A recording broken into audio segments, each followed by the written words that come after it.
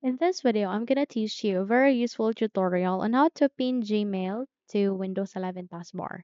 So without any further ado, let's begin. First things first, we need to create a Gmail shortcut.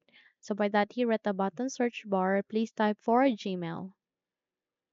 Once you've typed it, kindly wait until you get to see a best match, which is a Gmail app. Where here, please navigate to the right side and go with open file location. Click on it. The moment you've clicked on it, you'd be navigated to this window where here you'd be able to see the Gmail and the type for it is shortcut. So if in your case it is not being set here shortcut, you need to make a right click. Okay, and then proceed to show more options. Click on this one. Once you click on it, you need to go with this create a shortcut, and in that way you'll be able to create a shortcut for Gmail. And since I have already the Gmail shortcut, I'll be deleting this one. I'm just showing you the steps on how to create.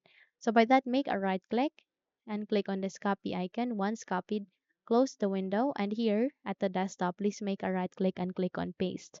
Once you have successfully created a Gmail shortcut, you need to proceed on the main goal, which is the goal of this video, is to pin it to taskbar. So by that, make a right click and go with show more options.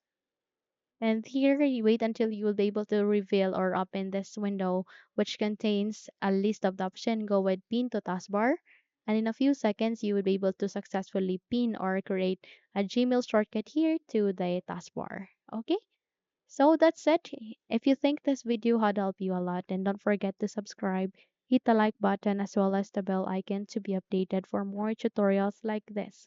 Now, thank you for watching and have a good day, everyone.